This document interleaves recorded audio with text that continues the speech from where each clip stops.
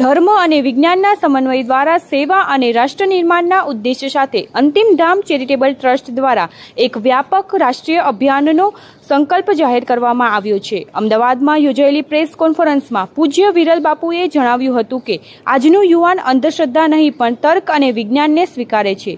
તેથી વૈદિક પરંપરાઓ પાછળ રહેલા વિજ્ઞાન અને સ્વાસ્થ્યલક્ષી પાસાઓને સમાજ સમક્ષ રજૂ કરવા ટ્રસ્ટ દ્વારા વિજ્ઞાન અને ધર્મ two side of one coin અભિયાન શરૂ કરાશે।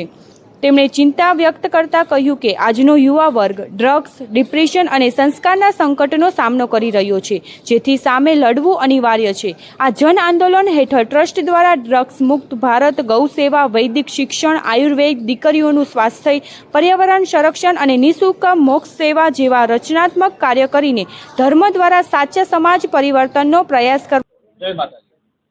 અંતિમધામ આશ્રમ દ્વારા અમે યુવાનોને આહવાન આપવા માંગીએ છીએ કે તમારા ઉપર આ રાષ્ટ્રનો અધિકાર છે અને જવાબદારી છે। જો તમે નિર્વ્યસની હશો અને તમે ધર્મને ધારણ કરેલા હશો તો હિન્દુસ્તાનનો ઉદય બિલકુલ સત્ય અને સાચા માર્ગે થશે। પરંતુ ભારતની અંદર આજે ડિપ્રેશનના કારણે અમુક યુવાનો પીડાઈ રહ્યા છે। એને નિવેદન છે કે ધર્મ સાથે જોડાવ અને ગૌ સેવા સાથે જોડાવ, કારણ કે ગાયની સેવાથી જ આપણા જીવનનો ઉદય થશે અને પ્રકૃતિ સાથે તમે રહેજો। આ જીવનની અંદર 5 સારા ઝાડ વાવજો અને મારું એક સૂત્ર છે કે જેણે જીવનમાં એક ઝાડ વાવ્યું નથી એને લાકડાથી અગ્નિદા લેવાનો અધિકાર નથી। મોજ અસ્તુ।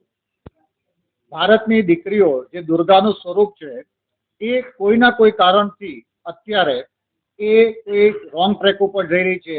એ દીકરીઓ જો હિન્દી સંસ્કૃતિ